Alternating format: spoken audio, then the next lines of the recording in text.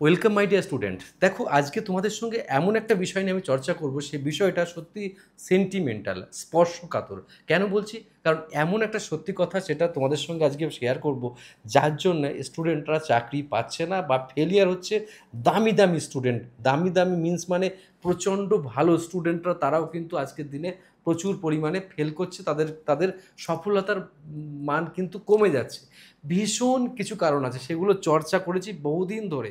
যেহেতু এই জগতে আমি রয়েছি, তার জন্য আমি বুঝতে পেরেছি স্টুডেন্টের গোড়ায় গলদ কোথায় প্রবলেম হচ্ছে, সেই প্রবলেমটাকে খুঁজে বের করার আমি চেষ্টা করেছি। আমি জানি না আমি সবাই সহমত হবে কি না।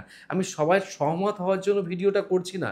যদি ভিডিওটা সামান্যতম কারোর কোনো কাজে লাগে, তাহলে তুমি বলবে যে স্যার সত্যি এটা সম্ভব বা এই কারণে তুমি বলবে।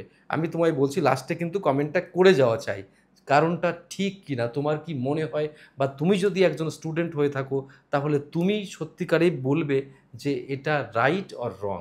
আমি আজকে সেটাই চর্চা করি, এবং শুধু শুনলে হবে না, তোমাকে কমেন্টস করে যেতে হবে যে আমি এখন থেকে আমি সত্যিটা বুঝলাম, এখন আমার কি করা উচিত সেটা আজ থেকে আমি করব।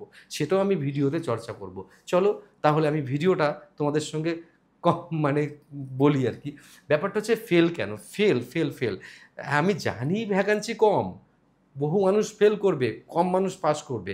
তাই বলে অনেক সময় হয় না যে আমি এত পড়াশুনো করলাম, এত পড়াশুনো করলাম, 24 ঘন্টার মধ্যে ম্যাক্সিমাম ঘন্টা আমি ইউটিলাইজ করলাম কিন্তু চাকরি পেলাম না। সেইটা আমার কাছে খারাপ লাগে। কিন্তু কিছু স্টুডেন্ট বুদ্ধি করে কম পড়ে চাকরিটা নিয়ে বেরিয়ে যাচ্ছে। দেখলে তো টেকনিশিয়ানে কেমন হলো। এই একটাই কারণ, কারণ একটাই। তাহলে চলি। অনেক অনেক রকম কথা বলবো, অনেক কারণ আছে, তার মধ্যে আমি ফেল করার মেন কারণটা বলি। বর্তমান আর্থসামাজিক পরিবেশে সেটা হচ্ছে তিনটে কারণ খুব ইম্পর্ট্যান্ট। সেটা হচ্ছে গাইডলাইন, কন্টেন্ট আর সিচুয়েশান। এই তিনটে কারণের মধ্যে এগুলো আমি বাদ দিয়ে দেবো। এইটাকেই নেব, আর এটাকেও আমি বাদ দেবো। তবে গাইডটা বলি, নিজে প্রথম গাইডটা কি, অনেকে কি বলে নিজে প্রথমে চেষ্টা, আমি একটু আলোচনা করে দিই। নিজে প্রথম চেষ্টা করে, তারপর পারে না, তখন কোনো এক্সপার্ট বা কোনো মানুষের সাহায্য বা কোনো ইউটিউব বা কোনো মিডিয়া কোনো কিছু সাহায্য সে চাকরি পাওয়ার চেষ্টা করে। আর প্রথম থেকে কিছু ব্যক্তি উপযুক্ত জায়গা খুঁজে নেয়, খুঁজে নেওয়ার ফলে তার কাজটাকে শর্টকাট হয়ে যায়। যেমন বিভিন্ন খেলাতে কোচ থাকে, কোচের কাজ কি, কোচ গিয়ে তো আর মাঠে খেলা করে না, কোচের কাজ হচ্ছে কাজটাকে সহজ করে নেওয়া। তো অনেকের বিশাল টাকা পয়সা থাকা বা না থাকা তার সঙ্গে সম্পর্ক নেই। ব্যাপারটা বোঝাতে পারলাম? তাহলে এই গাইডলাইনটা দরকার। সিচুয়েশন মানে কি অবস্থা, তুমি কোন আর্থসামাজিক পরিবেশে বিলং করো সেটা একবার ভেবে দেখো। তুমি দেখা গেল খুব গরিব ঘরের, ইন দ্য সেন্স তোমার পয়সা কড়ির অভাব, তুমি ভালো কিছু নিতে সাহায্য পাচ্ছ না। কিন্তু তারপরে দেখা গেল তুমি ভালো কোনো জায়গায় প্রথমে বেশি করে পড়োনি, বা তুমি যখন পড়ার সময় তখন তোমাকে কাজ করতে হয়েছে, তুমি বেশি করে পড়তে পারো, তোমাকে রোজগার করতে হচ্ছে এখনও। সেই সব ক্ষেত্রেও কিছুটা ভ্যারি করে। তাহলে এই দুটো ক্ষেত্রে আমাদের প্রত্যেকে জানি বলে এই দুটো ক্ষেত্র নিয়ে আমি আজকে চর্চা করব না। এগুলো কারণ হতে পারে, কিন্তু সিচুয়েশন কাউকে থামিয়ে রাখতে পারে না আজকের দিনে। সিচুয়েশন ওভারকাম করে মানুষ চাকরি পায়, গাইডলাইনটাও ওভারকাম করতে পারে, করেও চাকরি পায়। কিন্তু চাকরি না পাওয়ার সব থেকে বড় কারণ হচ্ছে content, my dear student, content. কেন কন্টেন্ট? আজকে একবার সত্যি করে ভাবো তো স্যার, কত মিডিয়া তোমার সামনে হাজির। ইউটিউব আছে, মানে টেলিগ্রাম আছে, ইনস্টাগ্রাম আছে, হোয়াটসঅ্যাপ চ্যানেল আছে, তারপর তোমার দেখো আরও তো লিখে রেখেছি দেখো, মানে আদার সোশ্যাল মিডিয়া আছে, ফেসবুক আছে, এসবগুলো আছে। দুটো সাইড রেখেছি, একটা কোচিং ইনস্টিটিউটের নোটস রেখেছি বা টেক্সট বুক রেখেছি, আর একটা সাইডে দেখো এইগুলো YouTube, Telegram, Facebook, Instagram, WhatsApp, আদার সোশ্যাল মিডিয়ার নাম না জানা অনেক মাধ্যম রয়েছে এখনও। তো এই মাধ্যম থেকে তুমি চাইলে বা না চাইলে তোমার কোনো যায় আসে না, তোমার কাছে অগাধ অগাধ অগাধ অগাধ মেটেরিয়ালস কিন্তু দিনের পর দিন চলে আসছে আর জমা হচ্ছে। তুমি কত মেটেরিয়ালসের মালিক হচ্ছ, তুমি কত পিডিএফ বুকের মালিক হচ্ছ, কত পিডিএফ নোটসের মালিক হচ্ছ, তুমি নিজে ছাড়া আর কেউ কল্পনা করতে পারে না। Am I right? আমি ঠিক বলছি কিনা একবার আমায় বলো তো। তাই এই যে বৃহৎ মহাসাগরের মধ্যে তুমি চলে এলে, এই বৃহৎ মহাসাগর থেকে কতটুকু তুমি নিতে পারবে, কতটুকু উতরাতে পারবে, সেটা কিন্তু কোটি টাকার প্রশ্ন। কারণ প্রত্যেকজন স্যারের এক একজন মানে ট্যালেন্ট আছে। যতজন আমাদের মনে করি 1,00,000 স্যার আছে মনে করো, আমাদের পড়াচ্ছে যারা কম্পিটিশন, প্রত্যেক 1,00,000 স্যারেরই কোয়ালিটি আছে, কিন্তু প্রত্যেকের মতো কোয়ালিটি মানে বিলংস করে। যদি বলো বিশাল, আমি দু একজনের নামই বলি, খান স্যার বিশাল কোয়ালিটি ধরে নিচ্ছি, এরকম অনেক স্যার আছে, তারা খান স্যার হয়তো বিরাট কোয়ালিটি মানুষ ধরে নিচ্ছি, বা সত্যি খান স্যার কোয়ালিটি। কিন্তু খান স্যারের কাছে কি সব মানুষ পড়ছে? তাছাড়াও কিন্তু আরও লক্ষ স্যারের কাছে কিন্তু মানুষজন পড়ছে, কথার কথা। তাহলে এই যে এত মানুষের প্রত্যেকের কিন্তু একটা বিশেষত্ব আছে, ভালো লাগা কাজ করছে। কিন্তু একজন স্টুডেন্ট কিন্তু একজনেই থেমে থাকছে না। সে কিন্তু আরও জনের কাছে যাচ্ছে, অনেকজনের সঙ্গে সে পরামর্শ করছে। ফলে সেই ছেলেটি, সেই মেয়েটি পাজেল হয়ে যাচ্ছে। জানো, আজ থেকে ১০ বছর আগে কিন্তু এই ব্যাপারটা ঘটতো না। তার হাতে এত কিছু ছিলই না স্যার। তার হাতে এত ছিল না কিছু। তার কোনো সোশ্যাল মিডিয়া ছিল না। তার কোনো পিডিএফ ছিল না। পিডিএফ কি জানতো না সে। অনলাইনে এত মেটেরিয়ালসের প্রশ্নই তার কাছে ছিল না। কিছুই ছিল না তার কাছে। শুধু তার কাছে হয়তো টেক্সট বুক ছিল আর কোচিংয়ের কিছু নোট ছিল, ভাঙাচোরা নোটস। তাই দিয়ে কিন্তু চাকরি পেত। প্রশ্ন তুমি তুলতে পারো, স্যার তাহলে এখন কম্পিটিশন বেড়ে গেছে তাই নম্বর বেশি উঠছে। আমি মানছি।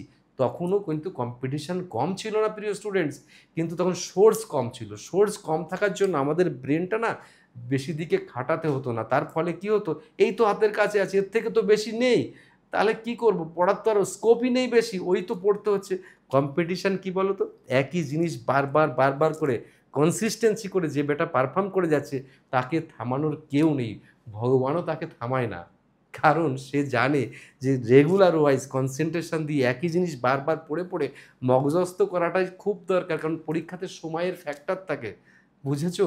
অনেকে অনেক কিছু পারে কিন্তু সময়ের জন্য সময়ের দাবানলে হলে কিন্তু সে শেষ হয়ে যায়, সে পারে না। তাই তোমার কাছে অগাধ মেটেরিয়ালস রয়েছে। তাহলে তুমি পরীক্ষার ৭ দিন আগে কি পড়বে তা তো তুমি বুঝতে পারবে না। তাহলে এই যে ৭ দিন আগে তুমি কত স্যারকে ফলো করেছো, কারেন্ট অ্যাফেয়ার্সের জন্য প্রতিদিন ফলো করে যাচ্ছ, জিকের জন্য স্ট্যাটিক জিকের জন্য এক স্যার রেখেছো, তা ফলো করে যাচ্ছ ইউটিউবে। আবার কোনো ইকোনমিক্সের জন্য, কারো পলিটিক্যাল সায়েন্সের জন্য, ইতিহাসের জন্য একজন, জিওগ্রাফির জন্য একজন, সায়েন্সের জন্য ৩ জন হয়তো, বা সায়েন্স অ্যান্ড টেকনোলজির জন্য একজন, তারপর তোমার ম্যাথসের জন্য ২ জন, জিকে জিআইয়ের জন্য ৩ জন। এরকম কত স্যারকে তুমি ফলো করে যাচ্ছ ডে বাই ডে, বোঝো। তারা প্রত্যেকেই কিন্তু এক একজন দিকপাল, আমি কাউকে খারাপ বলছি না। কিন্তু বাবু তোমার নেভার ক্যাপাসিটি তো একবার মাপতে হবে, মেজারমেন্টটা দেখতে হবে তুমি কোথায় দাঁড়িয়ে আছো। সেটা তো আমরা মেজারমেন্ট করতে পারি না। এই কন্টেন্টের ভিড়ে না আমরা বসে যাচ্ছি সবাই। এই কন্টেন্ট আমাদের কিন্তু পাগলা গরদে নিয়ে যাওয়ার শামিল করছে। কারণ তোমার কি চাইছো, যে কোনো পিডিএফ, বুকসের পিডিএফ তোমার হাতের কাছে মুঠোবন্দি চলে আসছে, তাহলে পয়সা লাগছে না বিনা পয়সায়। তাহলে তুমি ভাবছো আমি সব জোগাড় করি, সব জোগাড় করি। কিন্তু জানো তো, ওই সেই বলে না, খেতে তো পারবে ২ টো রুটি, খেতে তো পারবে ১ মুঠো ভাত, খেতে তো পারবে, তার থেকে তো বেশি কিছু খেতে পারবে না। 5 স্টার হোটেলে দেখবে একটা কাজ করে, সকালে মানে ব্রেকফাস্ট ফ্রি দেয়। 3 স্টার 4 স্টার অনেক জায়গায় দেয়। একজন মানুষ এভাবে আমি অনেক খাবো, কিন্তু প্রচুর আইটেম তার কাছে থাকে, প্রচুর আইটেম থাকে। কিন্তু দেখা গেল সে কয়েক পিস কিছু খেতে খেতে তার পেটে আর জায়গা থাকে না প্রিয় স্টুডেন্ট। তখন কিন্তু সে অনেক বড় খাবার দাবার সব পড়ে থাকে। এক্স্যাক্টলি তাই। তার থেকে তুমি যেটা ভালোবাসো সেটা যদি তোমার কাছে থাকতো, ওই হোটেল যদি দিত তোমাকে, তাহলে পেটটা ভরে শান্তিতে খেতে পারতো, নষ্ট হতো না কিছু। তা এই গিমিকে পড়ার কোনো মানে হয় না। তুমি বোঝো যে তোমার কোনটা দরকার আর কোনটা দরকার নেই, সেটাকে এলিমিনেট করতে শেখো, নিতে শেখো না। দুহাত ভরে নেওয়াটা কাজ নয়, এলিমিনেট করাটা কাজ প্রিয় স্টুডেন্ট। যত নিজেকে এলিমিনেশন করে সঠিকটুকু জোগাড় করতে পারবে, ততই তুমি কিন্তু উন্নত হবে। আর না হলে ওই বস্তার ভিড়ে ভিড়ে না পিষে যাবে, নিঃশেষ হয়ে যাবে, তোমাকে কেউ যে বের করতে পারবে না। তোমার মনে হবে যে আমার কাছে দুনিয়া শুদ্ধ স্যার, সবাই তো ফ্রি পাচ্ছি। ফ্রি খেতে খেতে না একদম তোমার এমন একটা জায়গায় চলে গেছেও, তুমি তুমি সেখান থেকে আর টাকা দিয়ে কিনে খাওয়ার ব্যাপারটা তোমার মাথায় হয়তো কাজই করবে না। আমি টাকা পয়সা, ফ্রির মধ্যে লক্ষ কোটি, তুমি জানো যারা ফ্রি পড়ায় তারা যথেষ্ট ভালো পড়ায়। আমি তোমাকে বলছি যারা ফ্রি পড়ায়, সারা দেশে প্রচুর ইউটিউবার আছে, তারা ফ্রি দুর্দান্ত পড়ায়, তারা দুর্দান্ত পড়ায়।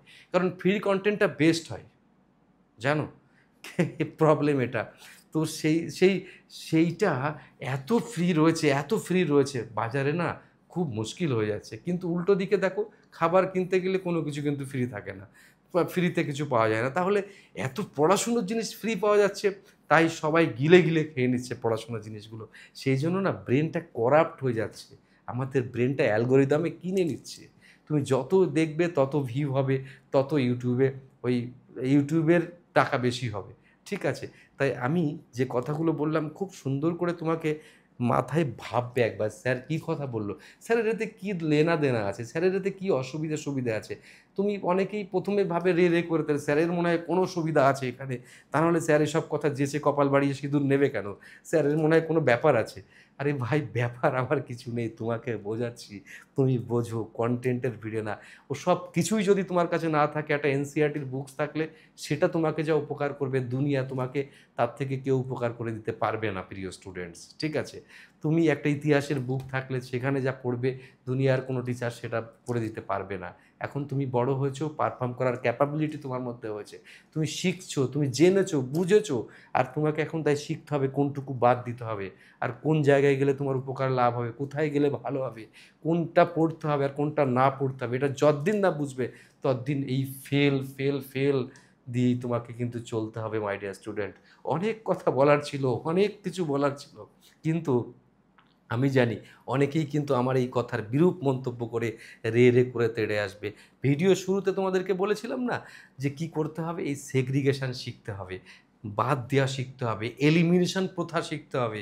সব নেব না, ফ্রি পাচ্ছি বলে আমি বিষও গিলে খাচ্ছি সেটাও কিন্তু দরকার নেই প্রিয় স্টুডেন্টস।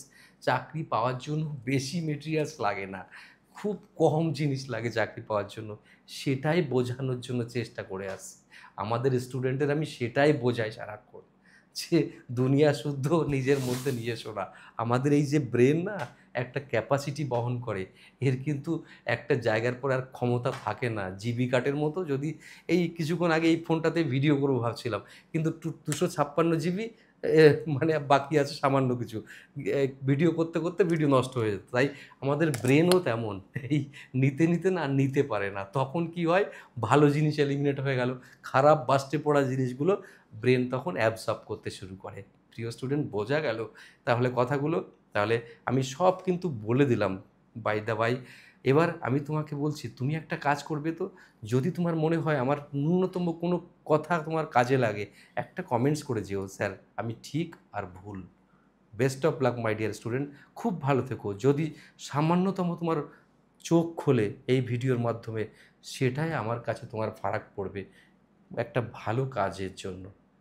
ভালো থেকো, বেস্ট অফ লাক, অনেক ভালো থেকো, এগিয়ে চলো, পরীক্ষায় পাশ করো, বেস্ট অফ লাক।